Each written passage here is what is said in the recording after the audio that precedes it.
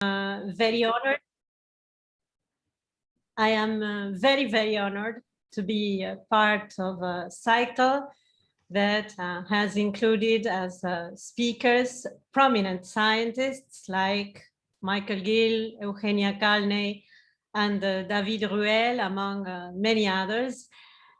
My work as a physicist, as you just said, is mainly on the topology of chaos, as well as on theoretical and applied fluid mechanics. But Tommaso claimed when he wrote to me that this cycle emphasizes the interdisciplinary background of the speakers, and so I decided to accept. I am fortunately not alone on this road. During the short graduate course that Mickaël Ghil gave at the University of Buenos Aires in 2018, he became fascinated with algebraic topology, and I became fascinated with its possible applications to nonlinear climate dynamics. We have been enthusiastically collaborating on these applications ever since, and I hope to be able to communicate to you as clearly as possible our results so far, as well as their topological background, which have a history. Mickaël is here today, and he will be happy to pitch in during the questions period. So the talk is titled Topology of Chaos and Climate Dynamics. I am Denisse Sciamarella, and the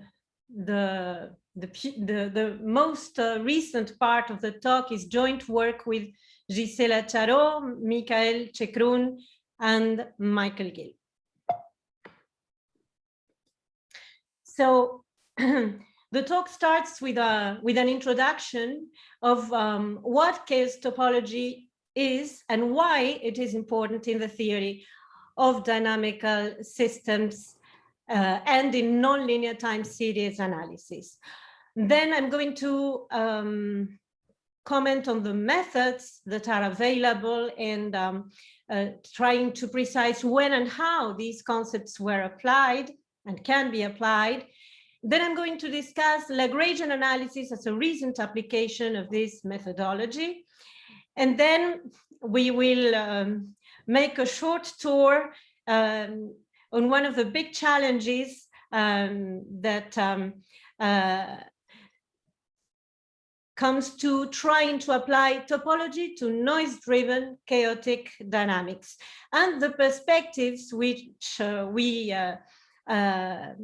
imagine on the example of atmospheric blocking events and on the concept of tipping points. So what is chaos topology or topology of chaos, and why is it important? Well, the first methods of time series analysis trying to associate geometric structures with experimental time series appear in 1980 with this paper, with this physical review letters paper by Packard, Crutchfield, Farmer, and Shaw.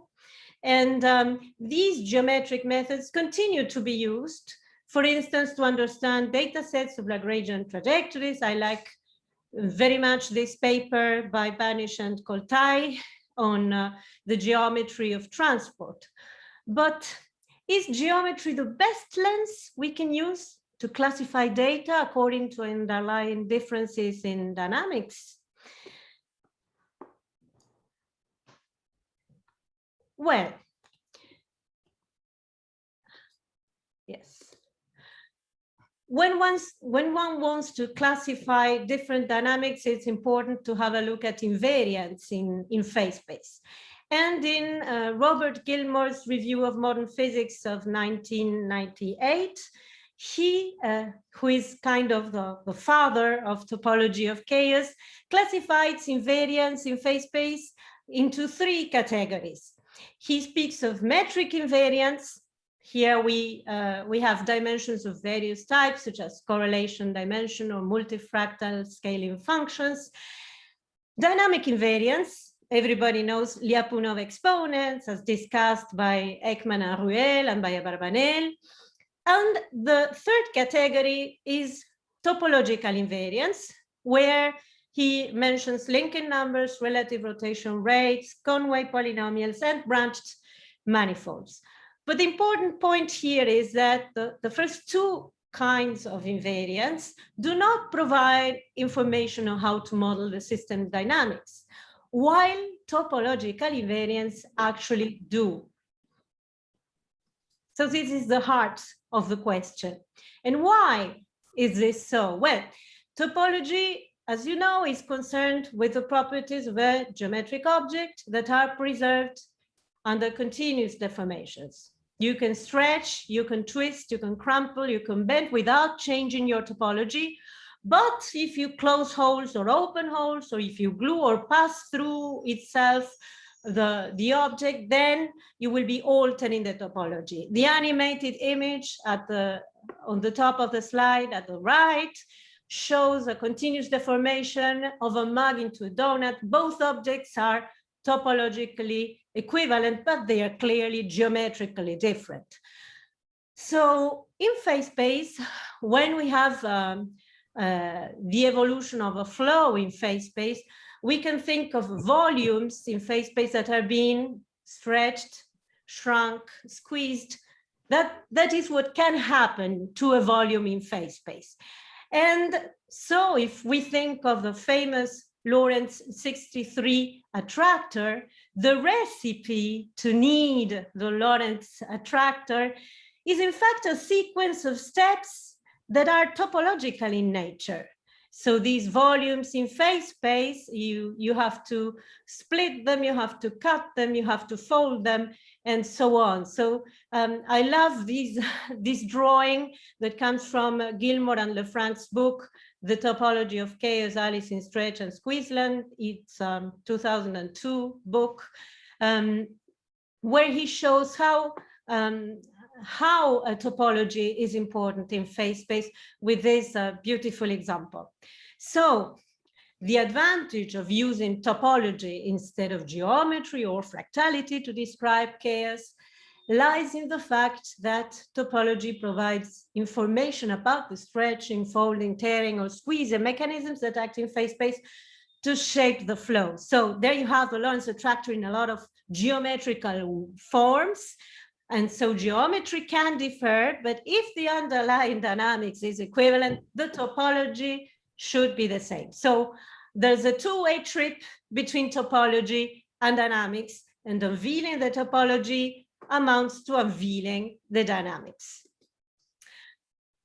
If we have a historical look at these findings, we must mention Henri Poincaré, who first described the way in which a dynamical system's properties depend upon its topology. Henri Poincaré did a lot of things in chaos, and he practically invented topology. He had not given this discipline its today's name.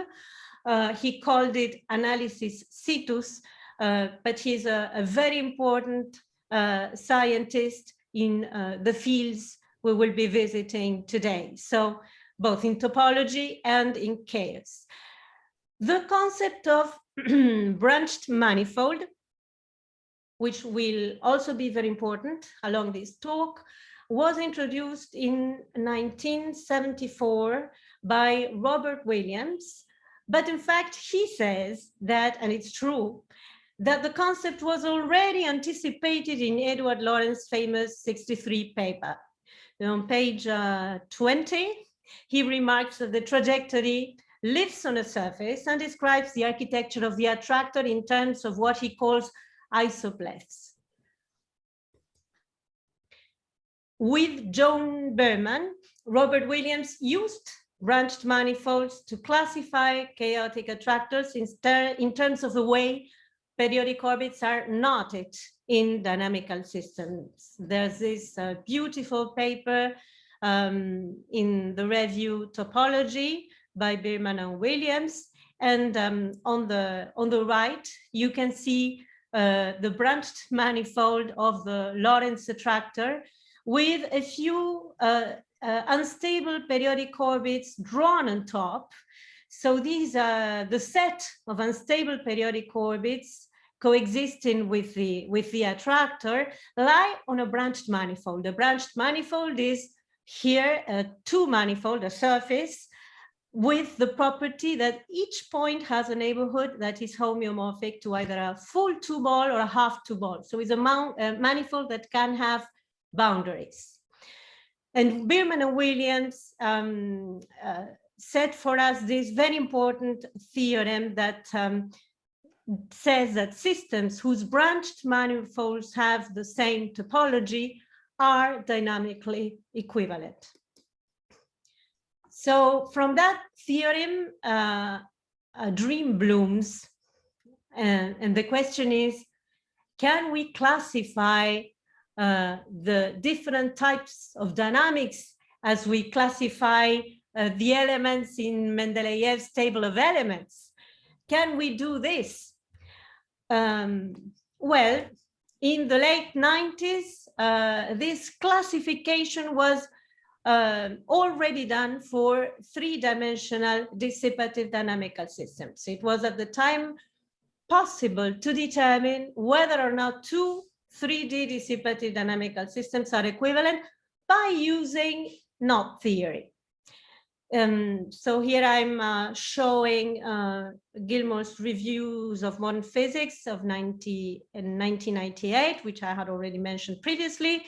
His book, The Topology of Chaos, written with Marc Lefranc, Alice in Stretch, and Squeezeland, and the user's approach to topological methods in 3D dynamical systems, written by two Argentinians, Mario Natielo and Hernan Solari. How did they work with knots? The aim is to compute topological invariance. The departure point is a 3D trajectory set, and the arrival point is some kind of knot invariant.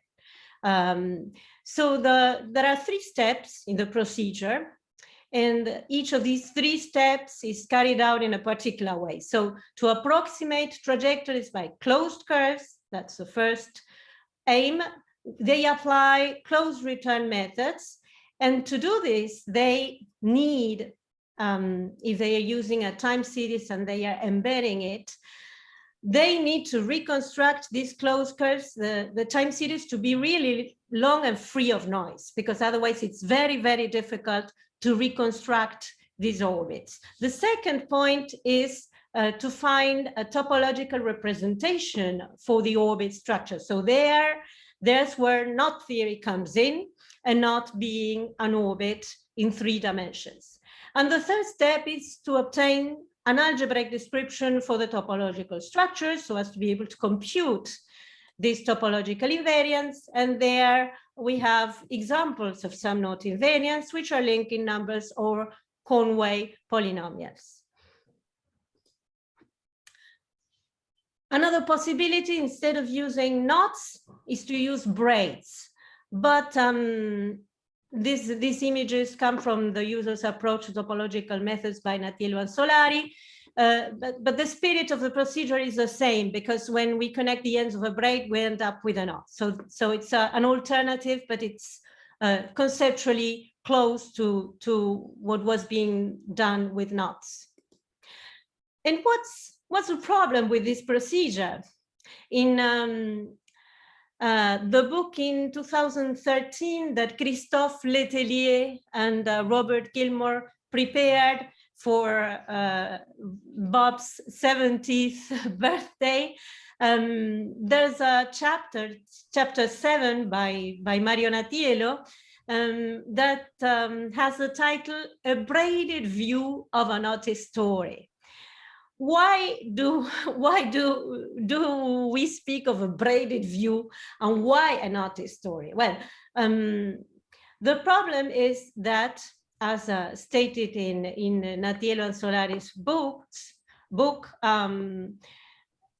if we want to go beyond dissipative 3D dynamical systems, we need some other tool, because not dissolve into trivial objects in higher dimensions. So Mario spoke of our need of a brailless method, of a knotless method that would help these concepts to go beyond what they had already done.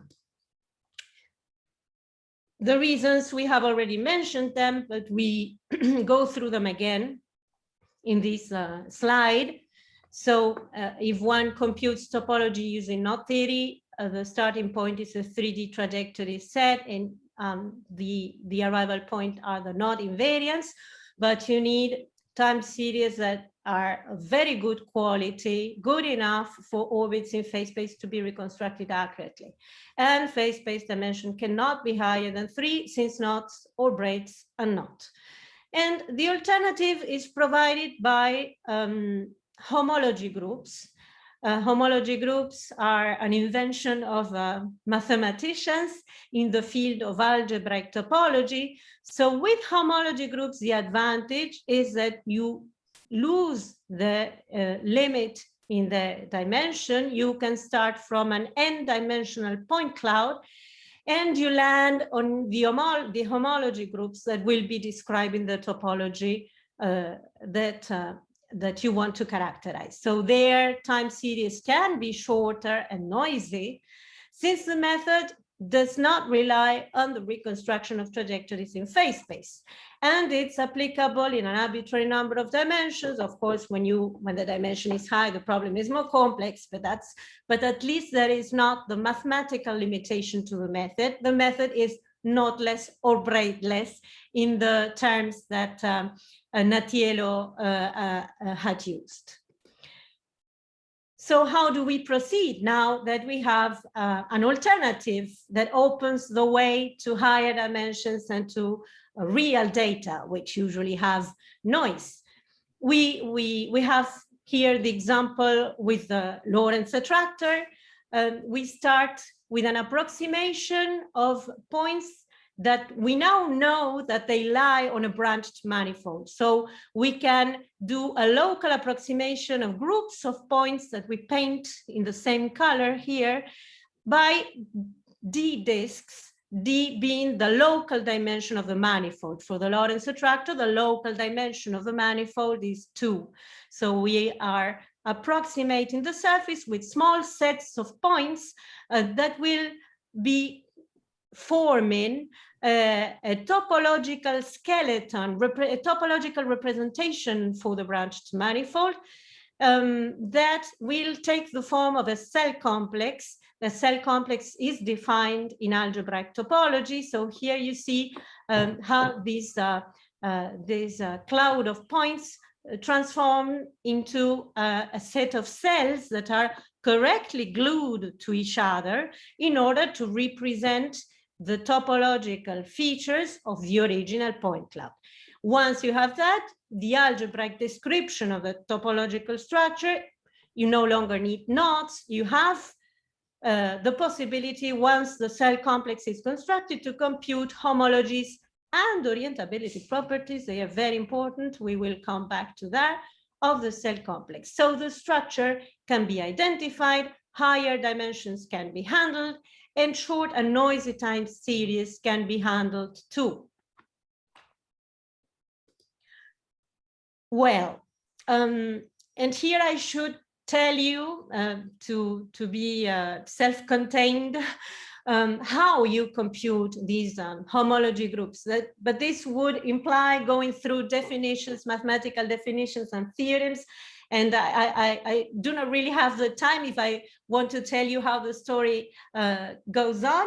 So what I suggest is that you, if you're interested in how these homology groups are defined and how they are computed, I gave a talk in 2019. Tommaso was there in the Institut Henri Poincaré for the trimester on math and climate. That I enjoyed a lot, and there I gave a talk where I took some minutes to give a brief account of how you define homology groups and how you compute them. So you can if you're interested, you can go to the link in YouTube, in the channel of the Institut Henri Poincaré, and you can have a look at that part of the story. Mickaël suggested when he came to Buenos Aires and he got acquainted with this methodology that we should give it a name. I had not given it a name when I had worked on that subject and during my PhD thesis. And so we finally chose branched manifold analysis through homologies, and the acronym that came out was Brahma, which I liked very much because, well, I was happy to find out that the Hindu god Brahma, and Brahma can take the H at the end or in the middle. The Merriam-Webster dictionary says it's the two spellings are possible. Brahma is associated with creation and knowledge, which was very auspicious. So what were the historical steps to get to this way of computing, of going from the point cloud to the homological description of the cell complex? Well, the first group that did that is from the United Kingdom. Muldoon, Mackay, Hugh, and Broomhead came up in 1993 with a Physica D paper where they extracted topology from time series.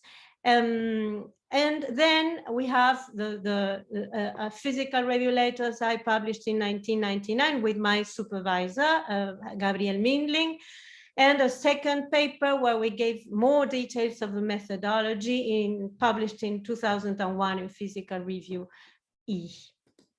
A little bit of detail on in which way these approaches are an improvement of what had already been proposed by Muldoon and colleagues.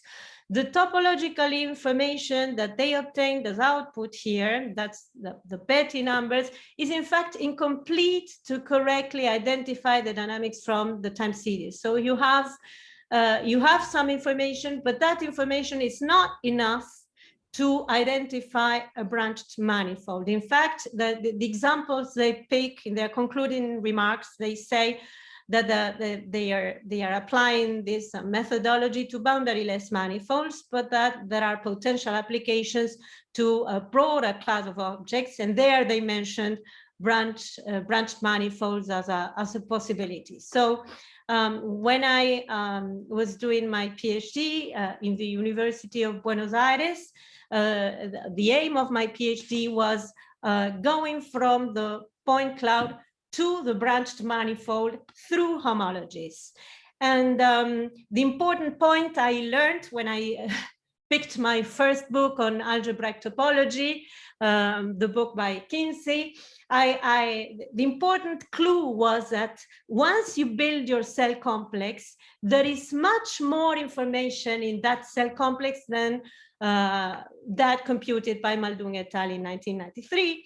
And this information is relevant to describe a branched manifold. So I tried to extract all the information in the cell complex that would let me identify or reconstruct the branched manifolds with all its features, and this includes torsions of the branches from noisy data sets. And in the 99 physical review letters, the example was a time series of voice signal of a speaker saying the word casa in Spanish, the first vowel, the first A vowel.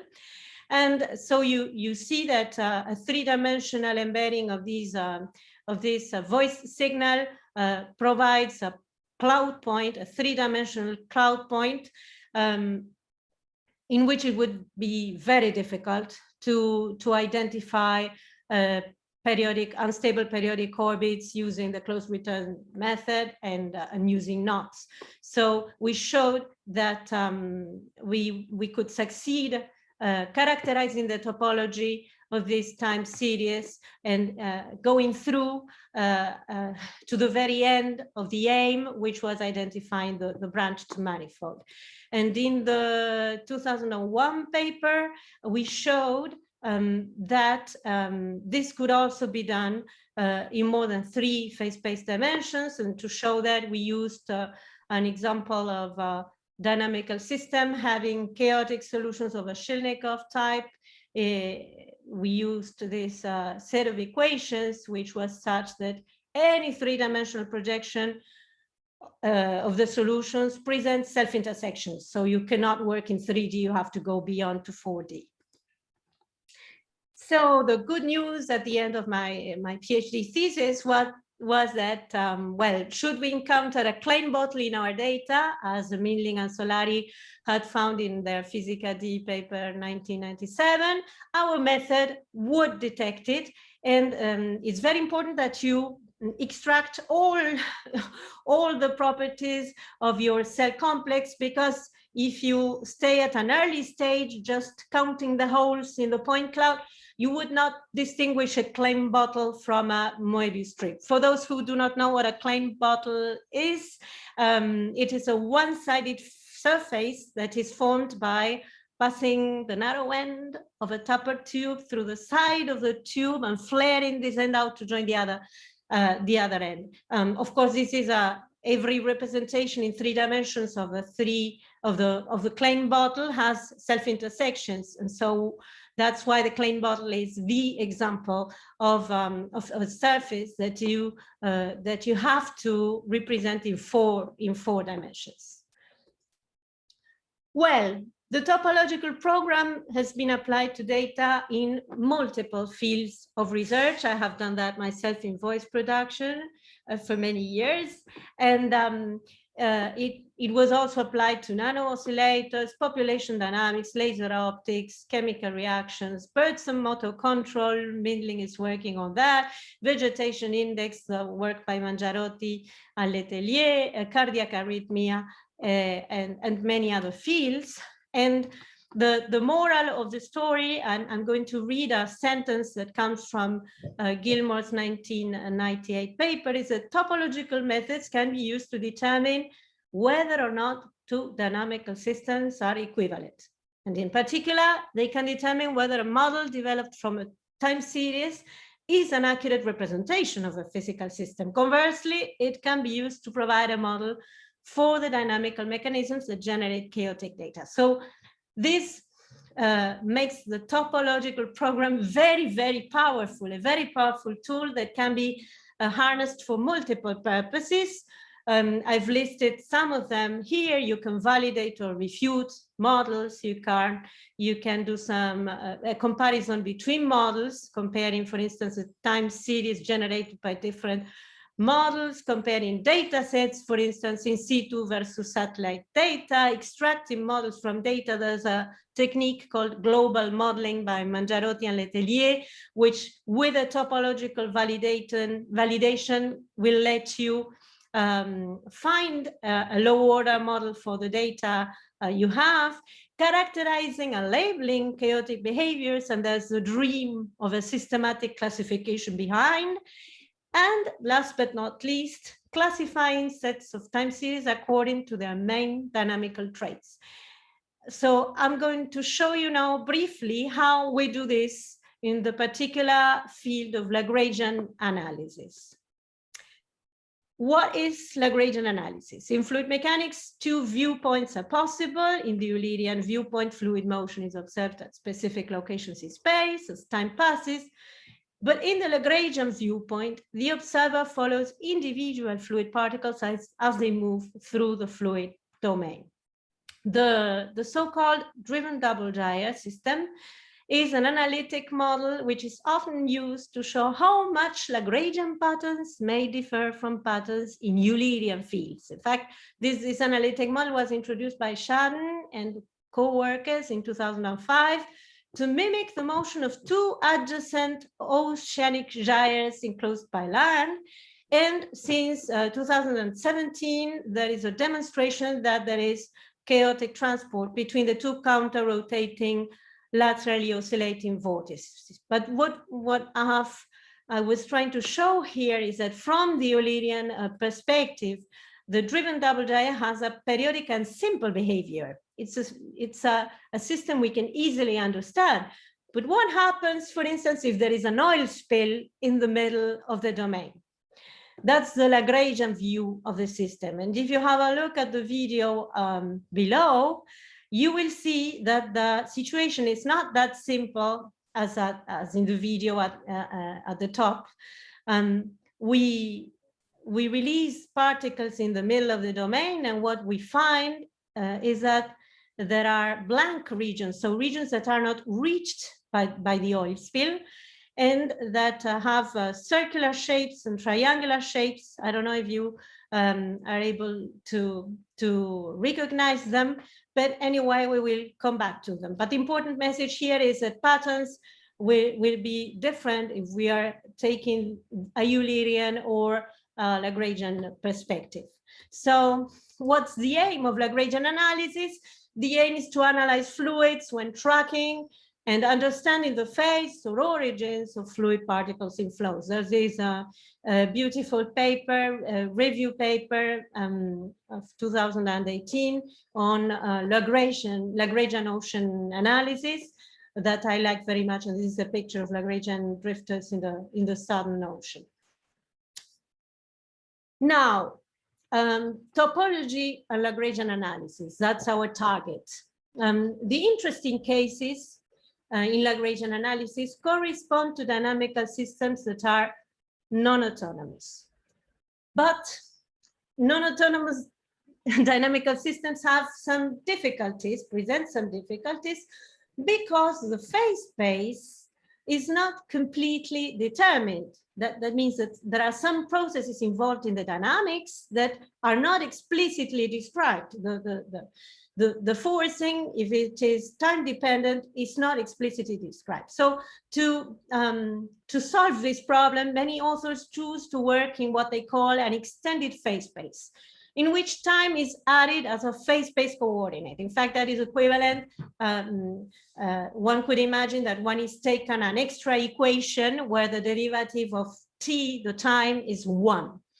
But the problem is that the extended phase space is quite deceptive, because we are doing something strange. We are assigning a double status to the time variable. We know that in dynamical system theory, time is the only independent variable, and all the other variables are dependent. But if we do that, if we use the time axis as an axis in phase space, we are assigning this double status to the time variable, which is playing simultaneously the role of an independent and a dependent variable. And that brings many problems, among them the fact that phase space is no longer bounded, and many of the tools from nonlinear dynamics will fail in this extended phase space. So in order not to work in extended phase space, what you have to do is increase the dimension of your phase space and work in a higher dimensional phase space that will somehow incorporate the dynamics that is otherwise not explicitly described. But there's no problem, because now we have a knotless approach, so we can work in higher dimensions. And so I'm going to show how we work in higher dimensions. When we apply Brahma to a time series that describes particle trajectories, Brahma falls within a family of methods that measure complexity of individual trajectories to identify coherent regions. Here we mean by coherent regions with qualitatively different dynamical behavior of particle trajectories in fluid flow. So for instance, this 2011 paper by Ripina, Scott, Pratt, and Brown uses correlation dimension as a measure of complexity. But if we go back to one of the initial slides of this talk, we remember that correlation dimension is a metric invariant that does not provide information on how to model the system dynamics. So let's try Brahma to see what we get. The results of this procedure of applying Brahma to Lagrangian data was recently published in Physica D.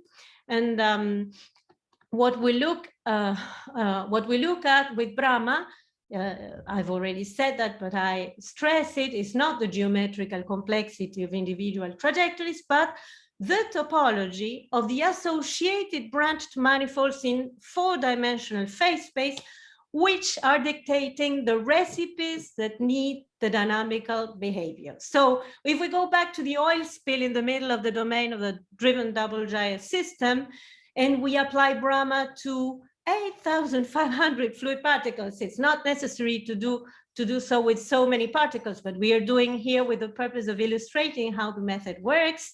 We find only 5 different topological classes coming out, and there is a clean bottle among them. Here I'm showing naturally 3D projections because we cannot show. Well, this is spoiling what comes after.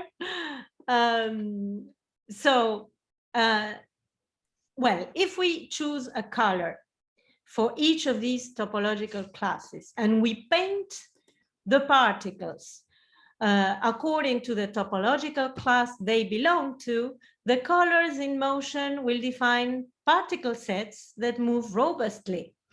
And so if we use the term separator to designate the frontier between differently colored regions, we see that these flow separators are associated with what is usually termed Lagrangian coherent structures that are known to separate dynamically distinct regions in fluid flows. So our topological coloring unveils the Lagrangian coherent sets in a flow in a method that is different from previous methods, because when one wants to unveil these regions in a flow where particles do not mix with the surrounding flow, particles that stay together, you usually look at transport. So you look at the particles and you look at where they go. But here we are not looking exactly where they go. We are just looking at how they behave. But the interesting fact is that looking at how they behave, one can anyway unravel finite time coherent sets. So this is a Journal of Fluid Mechanics papers that's in press, written together with Guillermo Artana, who is also at the University of Buenos Aires, and Gisela Charó, who is now Dr. Charó. She has finished her PhD thesis and she's doing her postdoc. In this journal of fluid mechanics, we studied the numerically generated fluid particle behavior in the wake past a rotary oscillating cylinder. We called this system ROC. And an important point, there are many important findings that come along with this example, but one of them is that we are making progress, and we are making methodological progress because Bramah is successfully applied to a non-dissipative system, a conservative system. But let's now go to the challenges.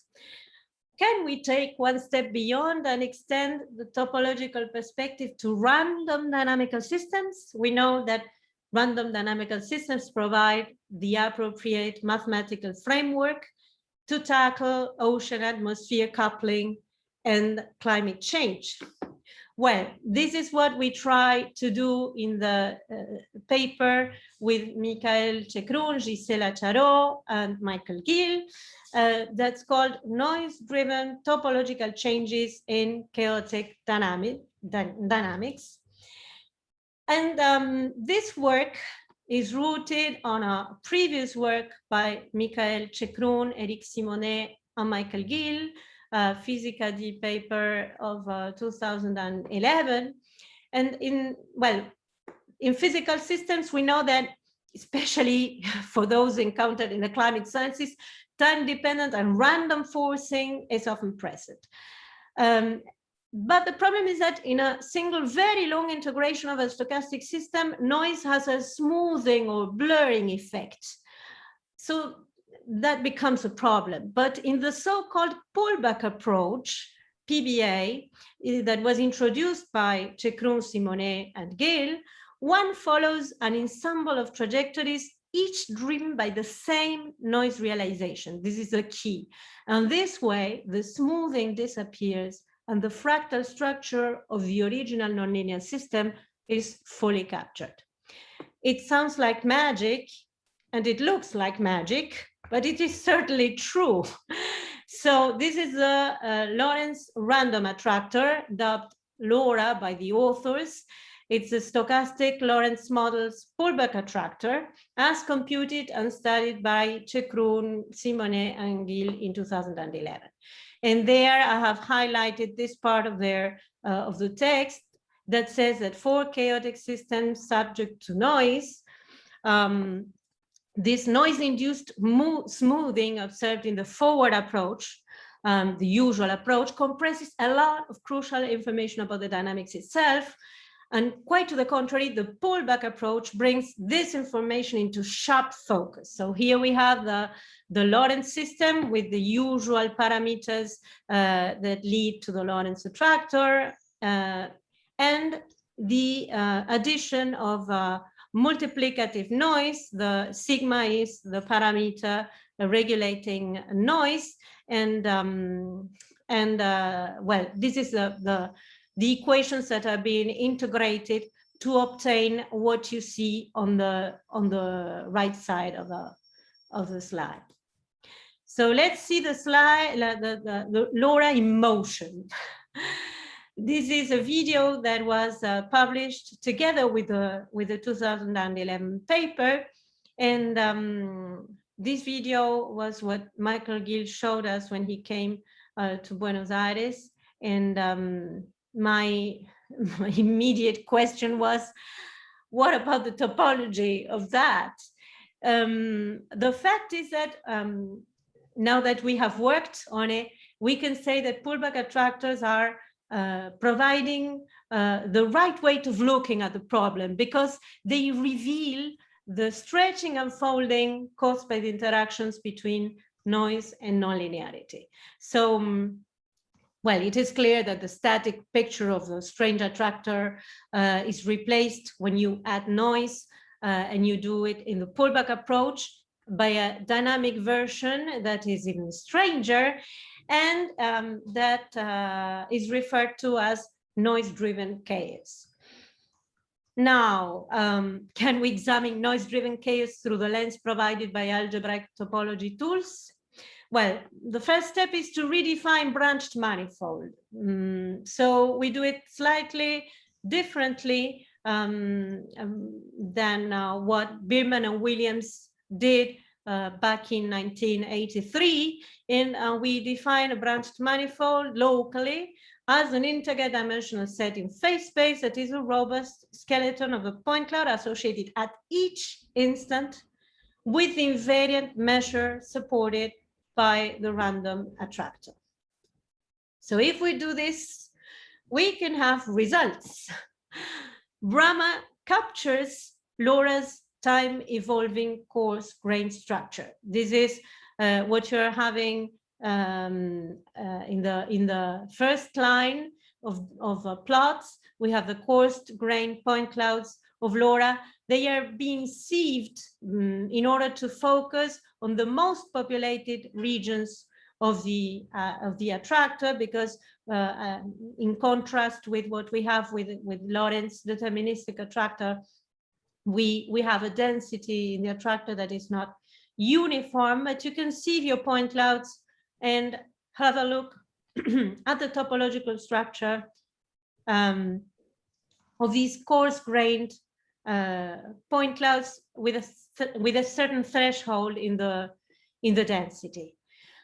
The topologies below, we have the Bramah cell complexes. So these are cell complexes of which we can obtain all the information that is relevant for the description of the three branched manifolds. The three branched manifolds are different. We are showing three. And so the important point to remark first is that, the topologies differ from the deterministic Laurent model strange attractor. Well, that is clear. But the other important point is that the noise-driven model's branched manifold exhibits sharp topological transitions in time. So the topology is the same for a certain time window, and suddenly it switches to a different topology.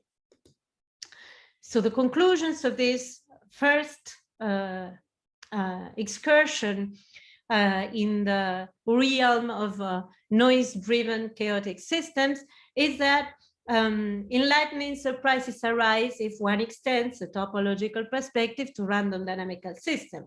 The surprises are the following. Noises modifies the behavior of the attractor, and at each instant in time, however, the random attractor structure can still be represented by a branched manifold. But there are different stages in the life of a random attractor, and these stages can be identified by monitoring the abrupt changes of the branched manifold's topology. So what about perspectives? Well, I like this article very much. It's a review article by Mickaël Ghil. He had already written a list of Hilbert problems in 2001, and he did the exercise again 20 years later. And among the problems, the open problems for the climate sciences that are listed in this review, one of them, corresponding in fact to the first two questions, are related to the so-called quandary of subseasonal to seasonal prediction.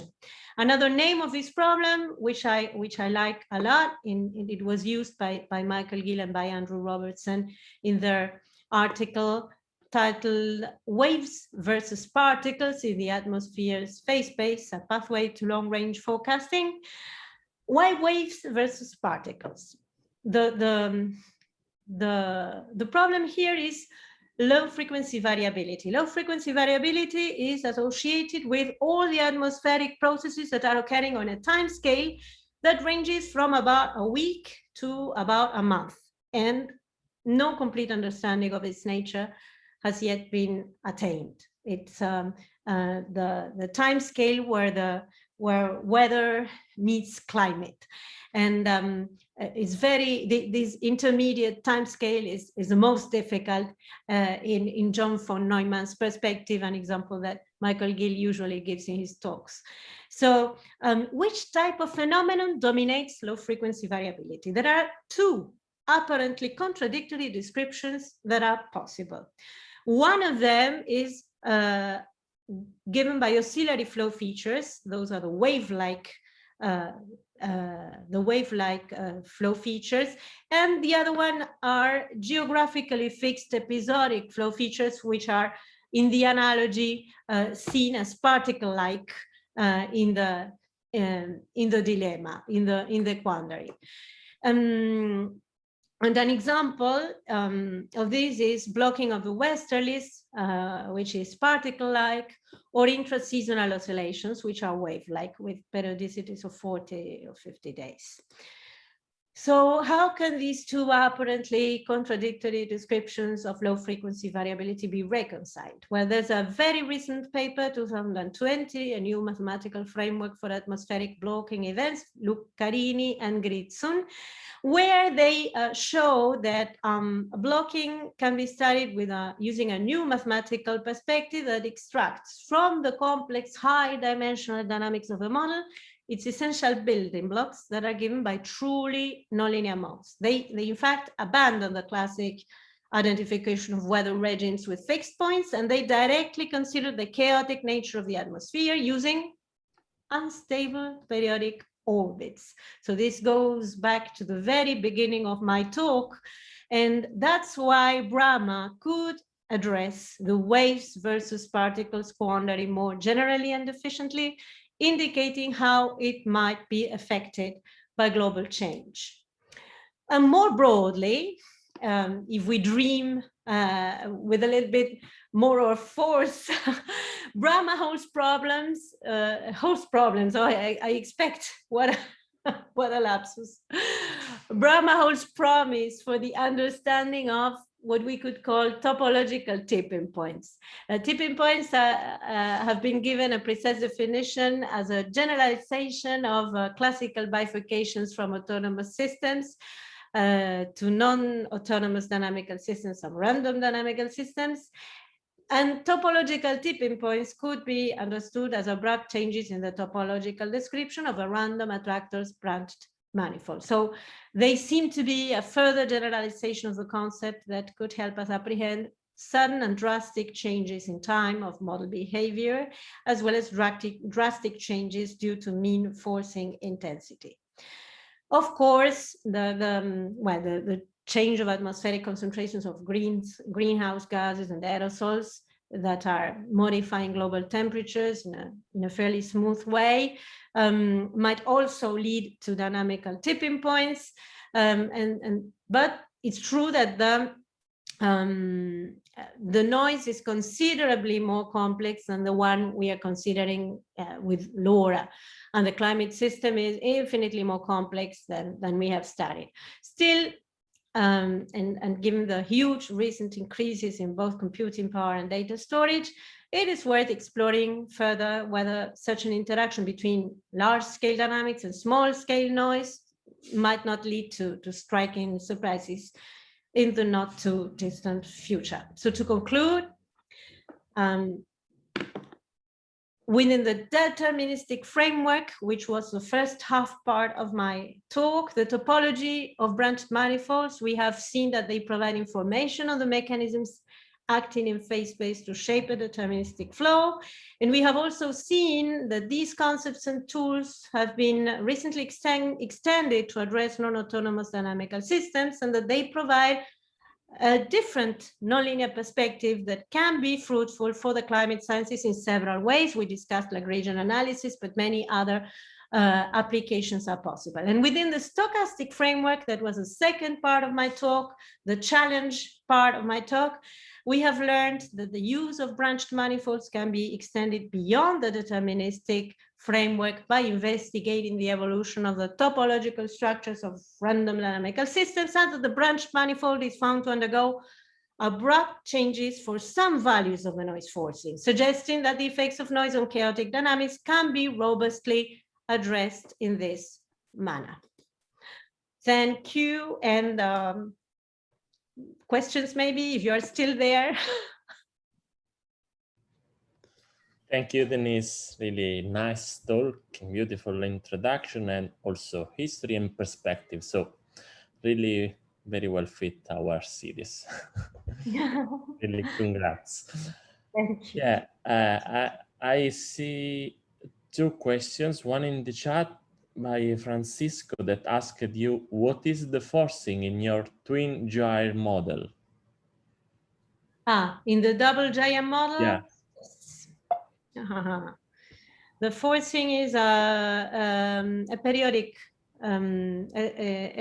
function. It's defined as such by Chekroun himself in his 2005 paper. In fact, maybe I can show you because we have tried a different forcing, a more complicated forcing. But how do I? Maybe not sure whether I have to go back. We have tried perturbating the, I have to see if I have it in my extra slides. Arrêtez le diaporama. Let me show you that. If you give me a minute, I show you the double gyre with a different forcing in which we see how these islands, these hermetic islands, deform and start losing particles. And so the problem becomes a little bit more complicated.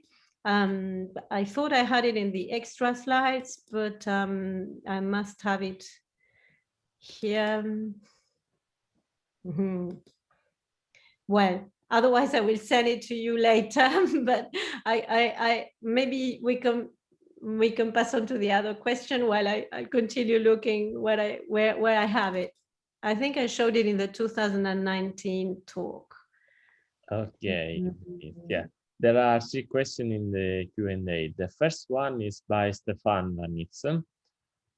Very, very interesting talk. Thanks a lot. You mentioned that you can compare observations with time series produced by models. How could you measure that a model is better than another to reproduce the reality or a specific target? This is the first question by Stefan. Yes, when you compare models against models or models against data, what you do is you generate a time series with your model, and then the starting point is the model time series and the data set, the real time series. And so what we do is embedding the data in as many dimensions as necessary. And for this, we use a heuristic, the traditional heuristic methodologies of average mutual information and false nearest neighbors. And once we are in a phase space that is satisfactory, so where we believe that trajectories do not have self-intersections, that's what false nearest neighbors does. Once we are there, one can compute the topology of the data set and of the time series that comes from the model. And so if the model is a good representation of your data set, the topologies should coincide. So maybe the geometrical shape in the phase space, in the reconstructed phase space may differ. We know that. We have seen the geometry can be different.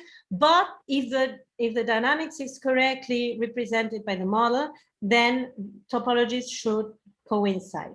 So that's a way of testing how your model is working. And so if you can manage maybe turning off a term in the model or adding a term that is missing, or consider, maybe you can play with a comparison so that you can finally tune what's missing in your model to match the topology you find in the data set. So that's the idea.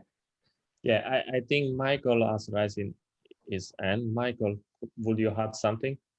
Yeah, do you want to let me turn on my video? Please. Yeah, I think Valerie should be.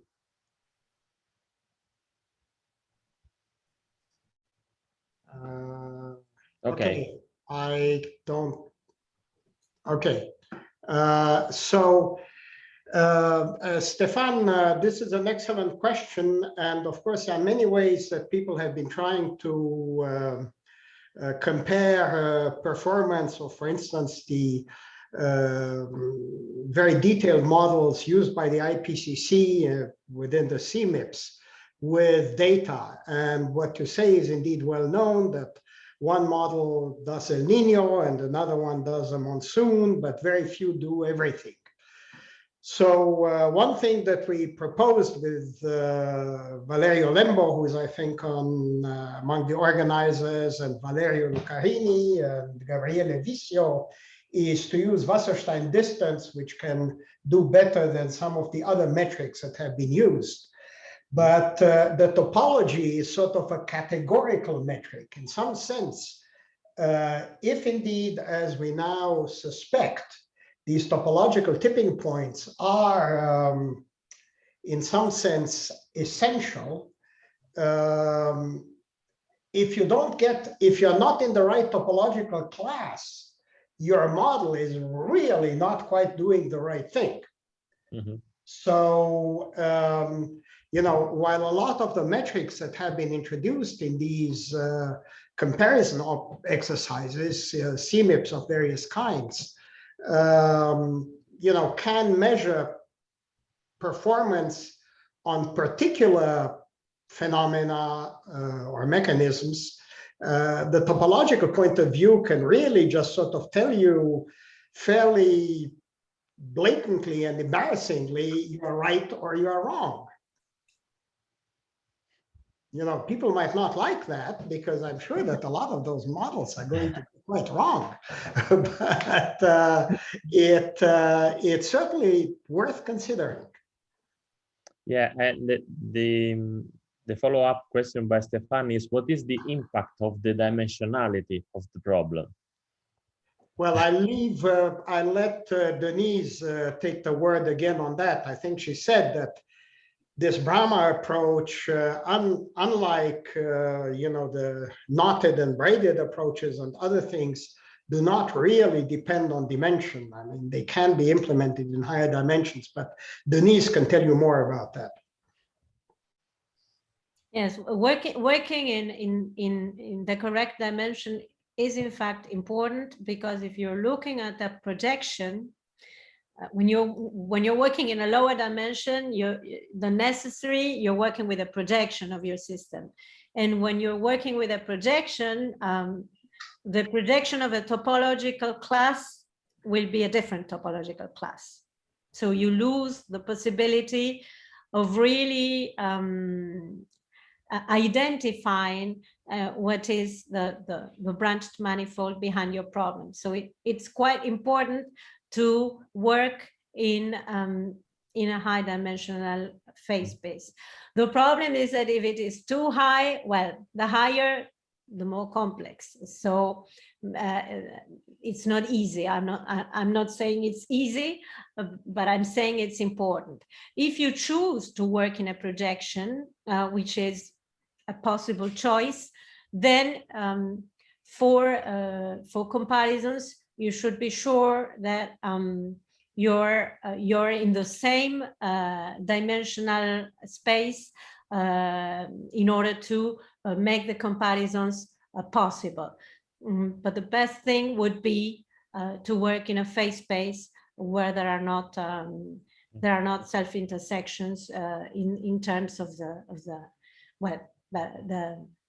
the dynamics, no? But well, this is a difficult point, certainly.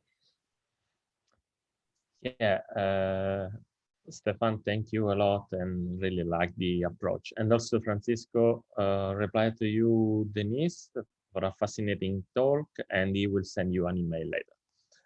Okay, I don't know if you're seeing are you seeing my screen? Yes, now. There you can see the driven double gyre with a forcing that is not sinusoidal. So there you see the regular islands, the triangular and circular regular islands of the periodic forcing gradually lose particles, and finally the oil spill invades the whole domain. So in fact, the forcing is important and alters the dynamics. Yeah, Denise, there is another question by Sergei Vasilkevich, I think. Whether climate dynamical systems are infinite dimensional, as the Navier-Stokes equation. Is there any approximation theory available that qualifies to which extent the results from low dimensional topological analysis are applicable to the underlying infinite dimensional models? Yes, I maybe Michael can say something too, but what I would say is that we know that partial differential equations are associated to infinitely dimensional systems, but I particularly like the beautiful derivation that you find in an appendix of Yves Pomo's book when he goes from Navier-Stokes to Lorentz. Instead of using the long computation that one would do, he elegantly does so with symmetry arguments, and so there are many ways to reduce the dimensionality of your system. There are different methods. Topology can maybe be of help in this process. So a good idea would be to try to incorporate topological tests to these proceedings. But well, low dimensional models, even if they are always simplified with respect to the infinitely dimensional problem, they certainly help us understand what's going on, and it's very difficult to understand what's going on if you want to take into account all the degrees of freedom. So Mickaël is one of, I was happy when he told me that he was very proud of toy models because they teach us a lot. So yes, there is a gap between an approximation and the real problem, but well, we physicists are fond of approximations. I don't know if Mickaël wants to say something. To Abdel's questions. No, I think to the Sergei Vasilkevich, Mickaël, on the role of low-dimensional topological analysis. Sergei, I'm sorry. I was looking at since Abdel's question was up there first. The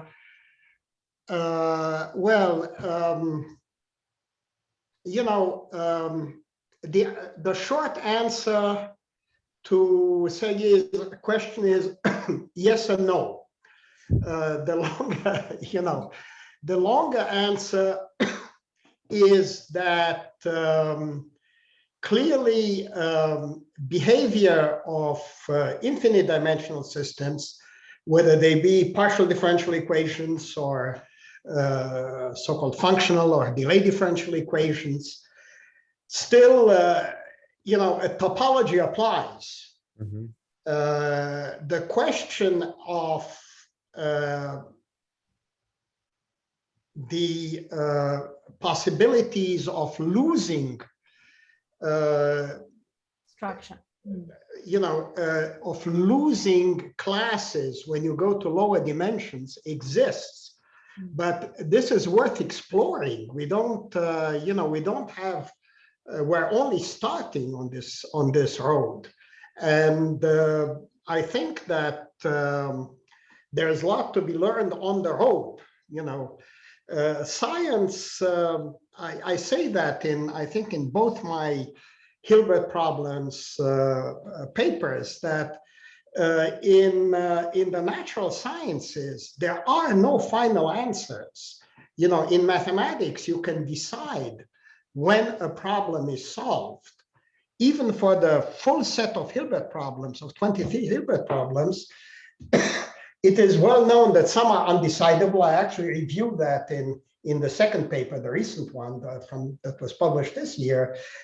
Some have been considered by mathematicians to be too vague to be decidable, and others are simply not yet solved. But in principle, a mathematical problem can be solved. There is a moment when the community might disagree on how important a solution is, but not on whether it is true or not. In the natural sciences, there's no such thing. There always, if you're familiar with Thomas Kuhn's book, The Structure of Scientific Revolutions, you realize that what changes with time is a point of view. So, like in other things in life, the road is the purpose. So I would say I don't think that we're going to have an answer to this question in finite time. Okay, thanks, Mickaël. I will move to the question by Abdel Annaki. Thanks for the talk, Denisse. The first one is, the method looks like to graph theory. And the second one is it mainly a descriptive method? In other words, does it have a predictive power?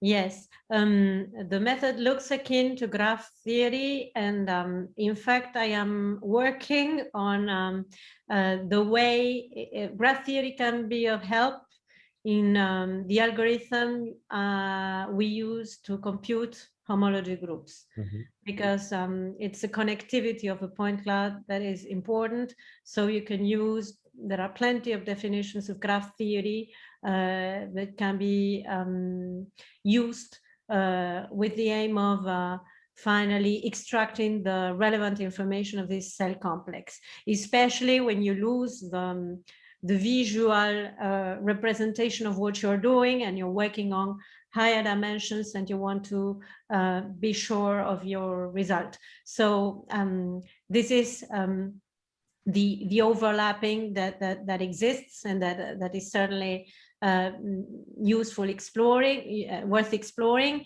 And the second question concerning prediction,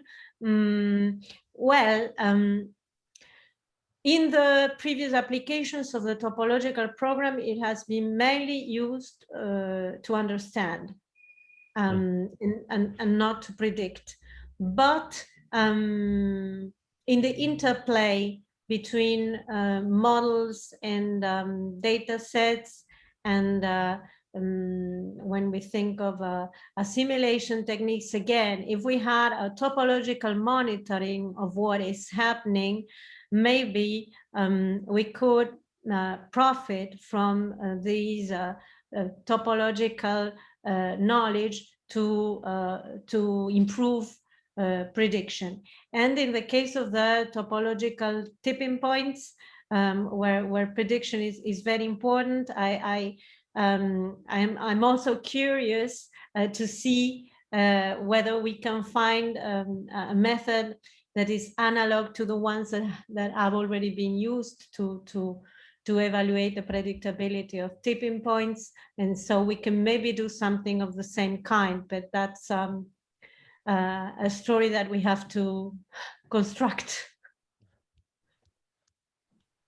Yeah, and the last question in the Q&A is by Stefan again. So maybe we do not need to work in an embedded state space, but one can use the spectral modes of the field or MSSA kind of approach.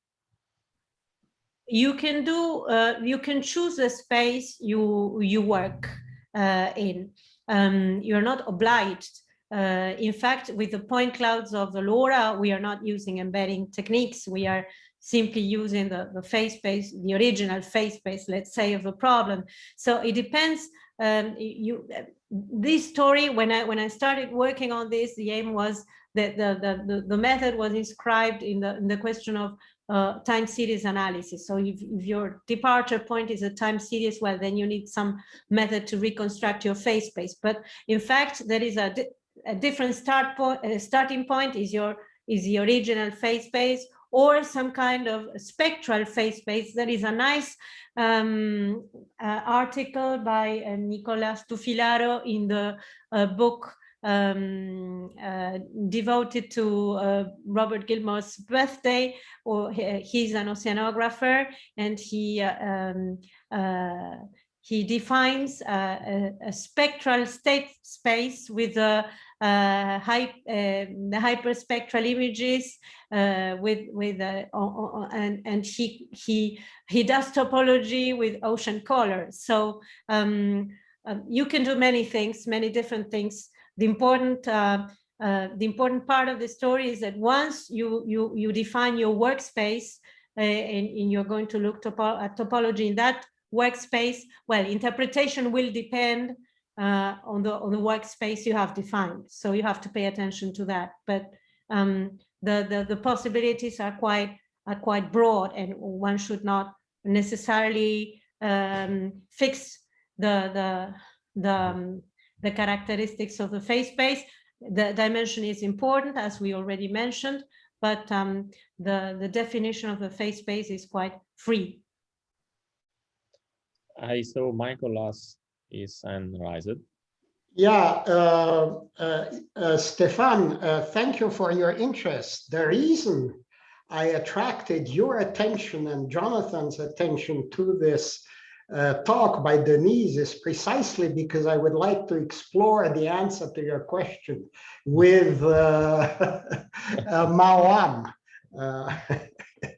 And maybe Denisse, if she can find any time, could also participate in that. With pleasure. Yeah, okay, great idea by Stefan. I can only encourage that. And yeah, there is just I made a mistake with the year. So the paper in which they introduced pullback attractors is 2008. There's a previous paper. yeah. Sorry. No, don't worry about it. That's between you and me. I didn't see any other question.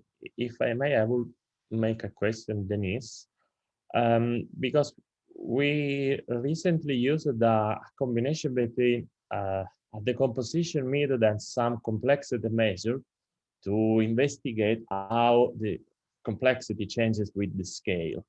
And this has been done also by using the model proposed by Stefan, and the paper was recently accepted. And also with Davide Farand and Valerio Lucarini are working on an extension by using a string value theory. So the idea behind is that you can see how the complexity changes with the scale of your system. Is it possible to make some kind of measures that are scale dependent in this way?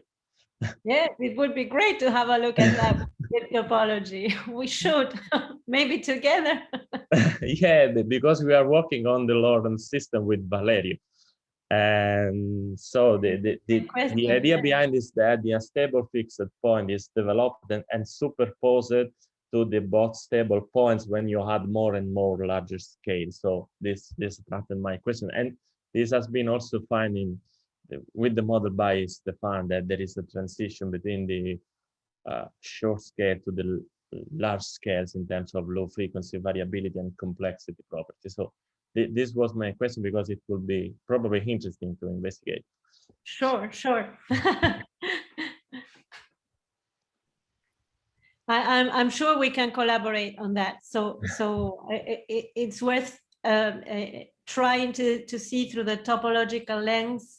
It's very interesting. It's a very interesting question, and topology can be a very good tool. Yes, I would love working on that, and it's certainly interesting. Yeah, I saw in the chat that Francisco asked your email because yes, I couldn't find online. Yes.